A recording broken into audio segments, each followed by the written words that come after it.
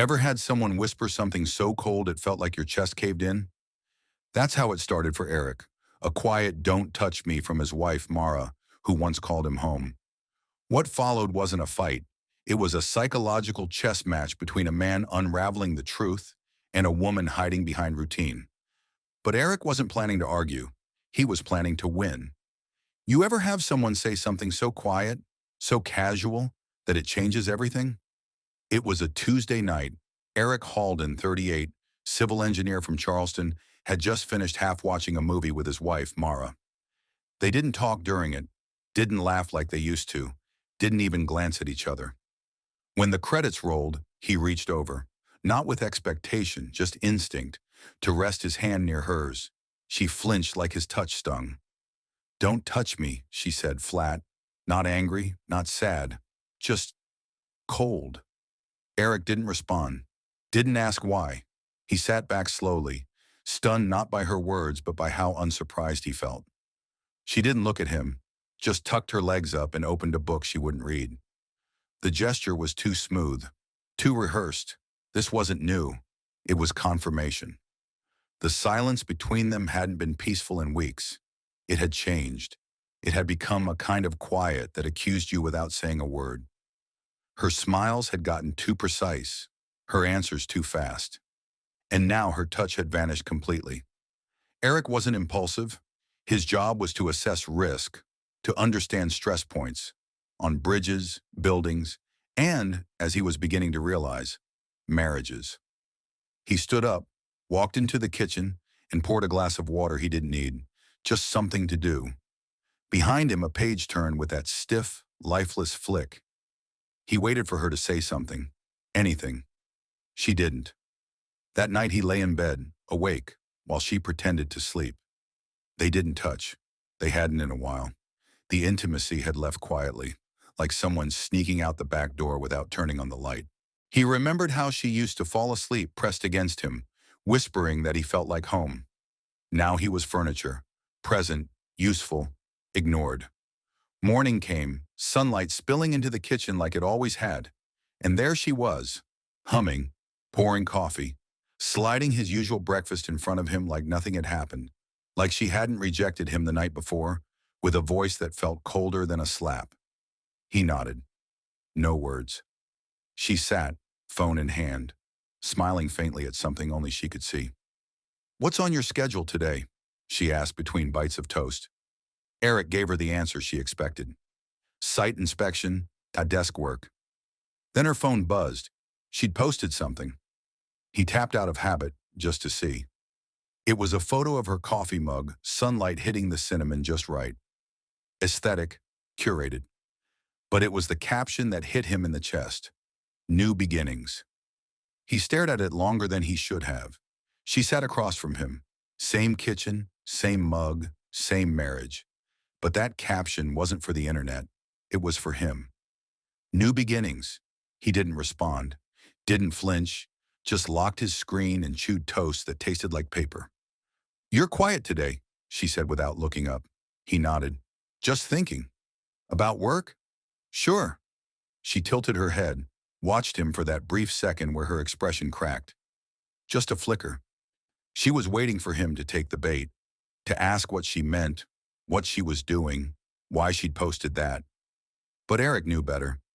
He'd lived long enough with a woman who needed control to understand. Silence is the only response that throws off the rhythm, so he gave her silence. No confrontation, no drama, just stillness. By Thursday, he'd booked a weekend trip to Ridgewind Resort, quiet, coastal, 3 hours away. He told her the morning he left. "I'm heading out for a few days," he said, tossing his bag in the car. She blinked from behind a yogurt cup. "Where?" "Just need some space. I'll be back Monday." 2 seconds of silence. Then, "Okay, enjoy." No kiss. No concern. Just that plastic neutrality she'd perfected over the past month. As the tires hit the highway and Charleston shrank behind him, Eric felt something strange. Relief. Real, full-bodied relief. Like someone had removed a weight he didn't know he'd been carrying.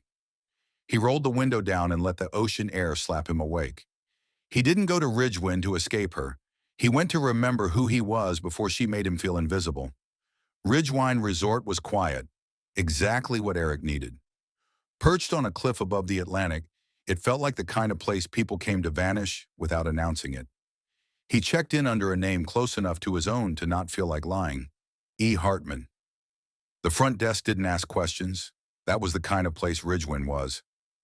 The first night, he went to the bar, not to drink away pain, just to sit somewhere he didn't have to pretend.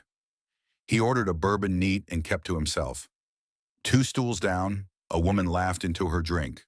Not at him, not for him, just a genuine, loud, unself-conscious laugh. It cut through the static in his head like a clear signal. He didn't speak to her. He didn't need to. Later that night, Eric posted a photo to his social account. A glass of bourbon, the faint glow of a low-lit bar. The caption read, "Resetting. Let the waves take what they will." No faces, no smiles, just mood. Within an hour, Mara commented, "Glad to see you healing so quickly." Public, passive-aggressive. Loaded. Eric didn't reply. He let it sit there, like bait untouched. The next day, he posted another photo, this time by the pool, a book in his lap, sunglasses on, shirt half unbuttoned. The caption read, "Learning to let go." That one cracked something. Mara DM'd him 15 minutes later. "So who's the photographer?" No greeting, no punctuation, just that sharp, jealous edge. Eric didn't answer. She had asked a question, but she wasn't looking for facts. She was looking for control. By Sunday night, Mara had stopped posting. Her feed went quiet. No motivational quotes, no morning coffee aesthetics, no curated shots of perfect stillness, Eric noticed. He returned home late Monday. No announcement, no fanfare, just walked through the door, suitcase in hand, and set it down without looking at her. Mara was on the couch, sitting still like she'd been rehearsing this moment. She opened her mouth to speak, but Eric walked past her into the bedroom. He unpacked, showered, changed, and poured a glass of water. She finally asked, "Did you have a good time?" He didn't look up. "Yeah." Then he walked out to the balcony and sat alone. The next morning, she cooked breakfast. Real breakfast. Not toast and eggs, but waffles, sliced fruit, fresh squeezed orange juice. The kind of breakfast she only made on anniversaries or when company came over. She didn't sit. She hovered. She folded napkins that didn't need folding. She hummed a tune that felt performative. "You must be tired," she said. "Want me to do your laundry today?" "My clothes are clean," Eric replied. She smiled anyway. "Still, let me take care of it." That was the new game. She had abandoned distance and pivoted to service. Compliments, effort, warmth. Eric didn't resist. He didn't question. He let her try, because now for the first time in a long time, the balance had shifted. The one always watching, analyzing, testing, was now the one chasing. And Eric, he wasn't chasing anymore. Every night that week, she cooked something different, dishes she hadn't made in years. She lit candles at dinner, played music in the background, kept conversation light. Her hands were steady, her voice soft. But it wasn't real. It was an attempt to reconstruct the comfort she'd dismantled piece by piece. Eric ate. He thanked her. Then he left the room. She kept escalating. Shrimp linguine on Wednesday, roasted squash soup Thursday. By Friday, she tried a different approach. "I've been thinking," she said, hovering near the living room doorway as Eric turned off the lights. "About us."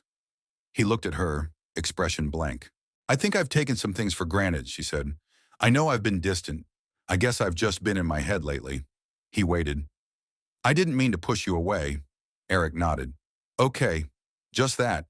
No follow-up, no lifeline." And that word, "okay," landed with more finality than a fight ever could. Her hand reached out, touched his. He let her, but he didn't squeeze back, because she wasn't apologizing.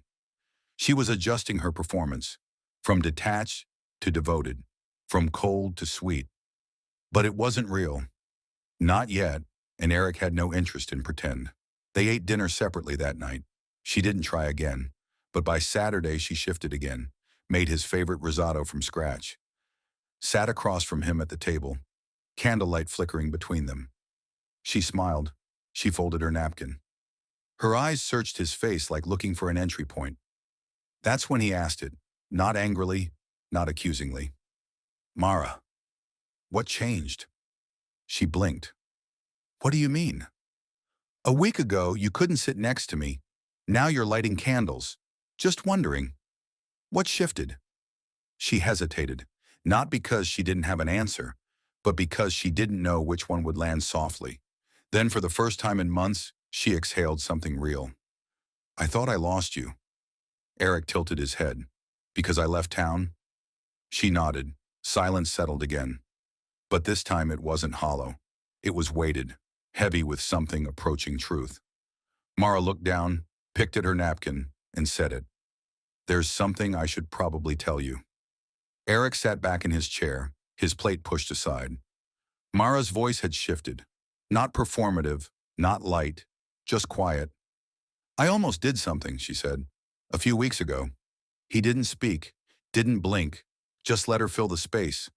There's someone I work with, she continued. It wasn't serious. Nothing happened. But I went out for drinks with him, alone. And I thought about it. Really thought about it. Eric nodded slowly, not in approval or judgment, just acknowledgement. He didn't ask who. He didn't need to. I didn't cheat, she said quickly, her words tripping over themselves. But I waited for you to notice. I thought you'd see it in my face, or how I was acting. I thought you'd say something. He kept his eyes on her, silent. That's what scared me, she whispered. You didn't. Not until I had to push you away. Eric leaned forward slightly. So you wanted me to notice. Why? She looked down at her hands, fingers tightening around her napkin. I wanted to feel like I had control, like I wasn't just reacting to you anymore. There it was. Not lust, not loneliness. Control. A calculated move to regain power in a relationship she felt slipping from her grip. So you didn't cheat, Eric said calmly. You just created the idea of it. You made it real enough to feel dangerous. Mara winced. That makes it sound worse than it was. It makes it sound accurate, he replied. She swallowed hard. I didn't know how else to feel close to you. Eric stood without a word, carried his plate to the sink, rinsed it. He let the water run, back turned. Then he said, I noticed. She looked up sharply. What? I noticed everything.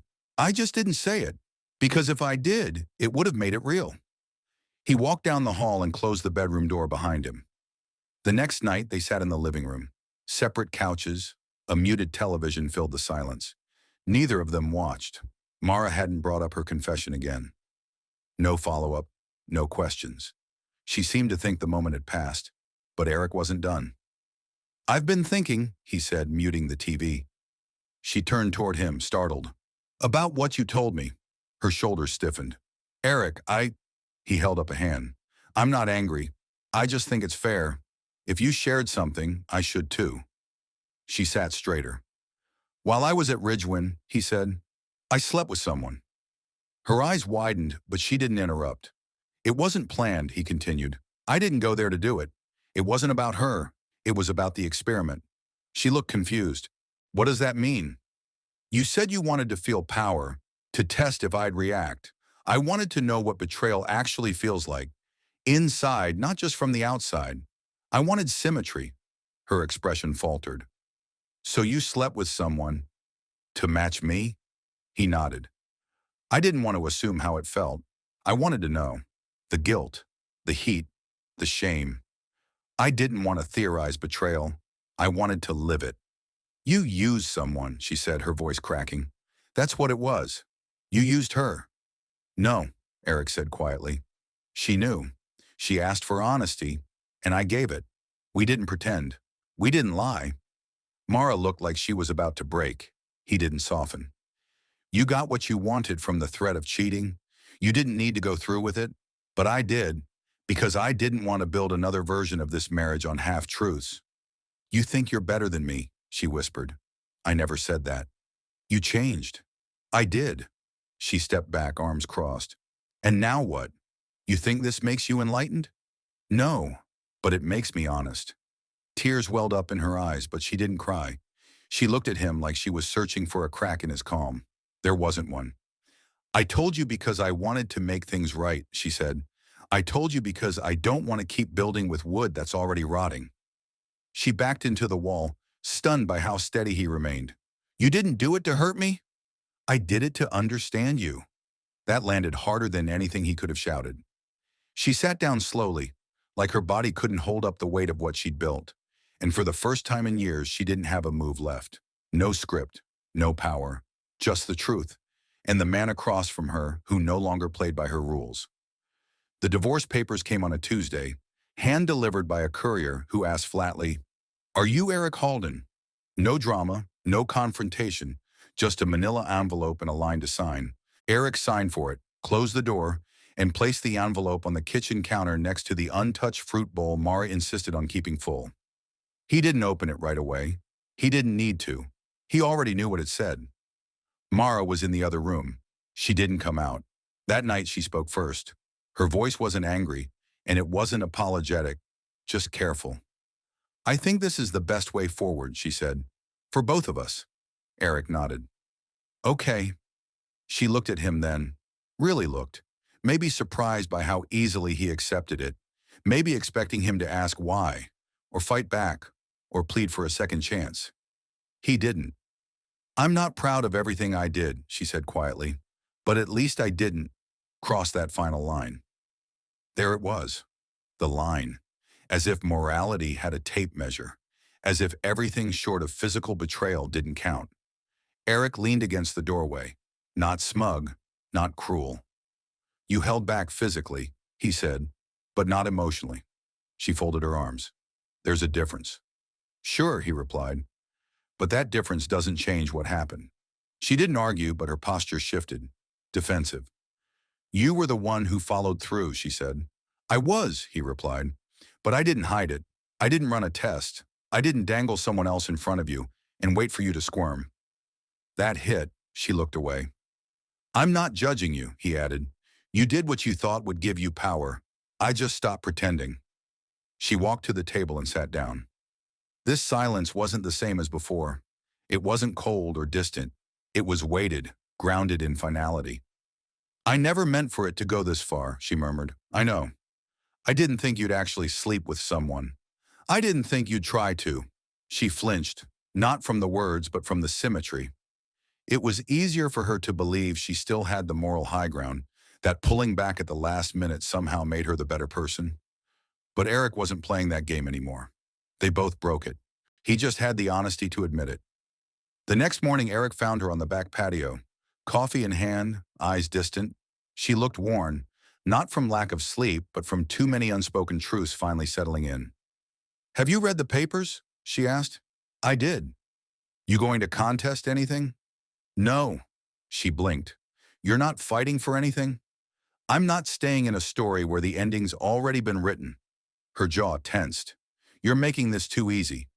Or maybe, he said, I'm just not afraid of the ending anymore. She didn't respond, just stared into her cup.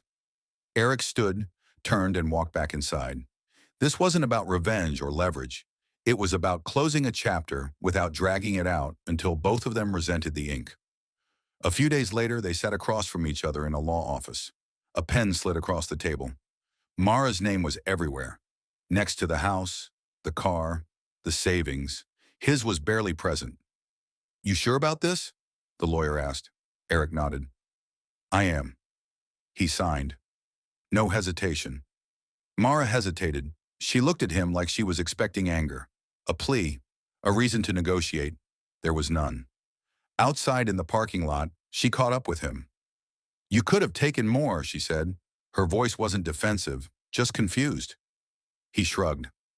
I have what I need. She tilted her head. What's that? My peace. She didn't know what to say.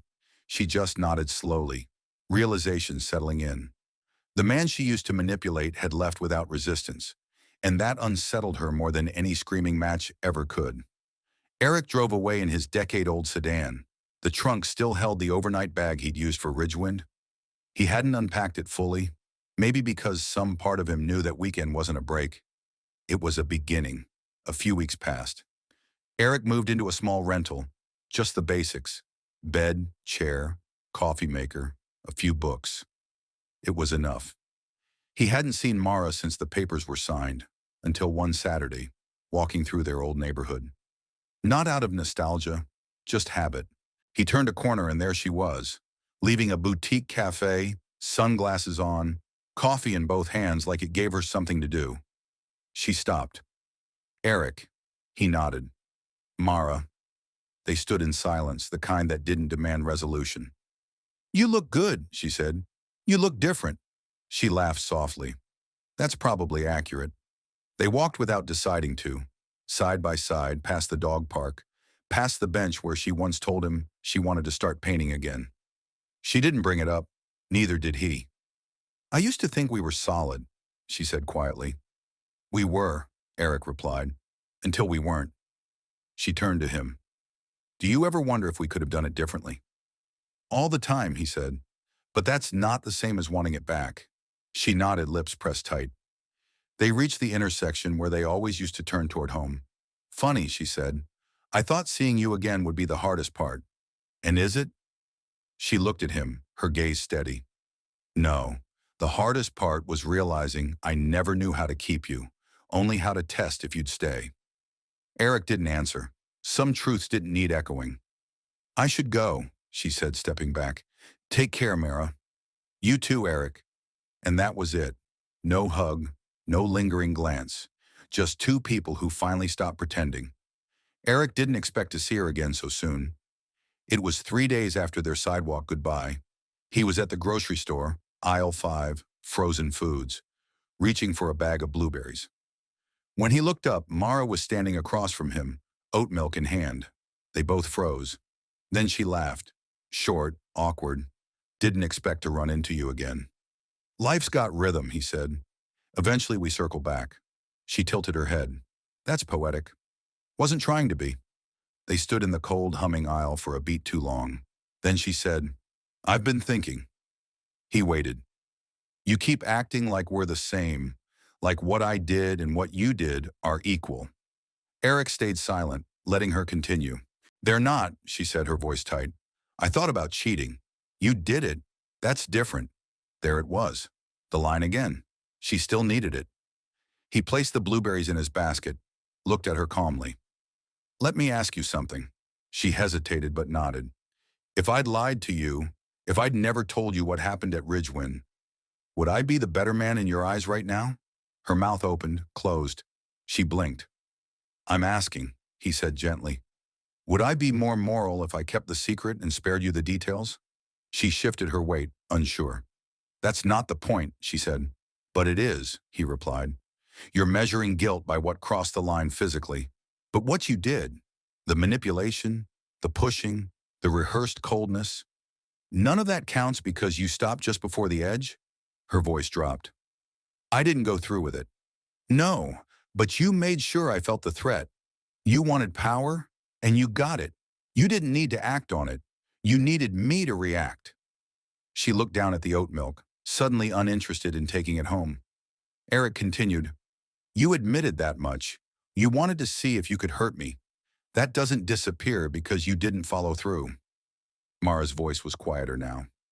So what? We're equally wrong. I'm not keeping score, but if you're going to define innocence by proximity to betrayal, then maybe you should stop drawing lines and start acknowledging intent. She didn't argue. Her silence said enough. He gave a small nod. Take care of yourself, and walked away. It was raining the next time they crossed paths, not heavy, just that quiet, steady kind of rain that made people walk slower. Eric had just finished a walk along the waterfront, heading back to his car, when he heard his name. Eric, wait.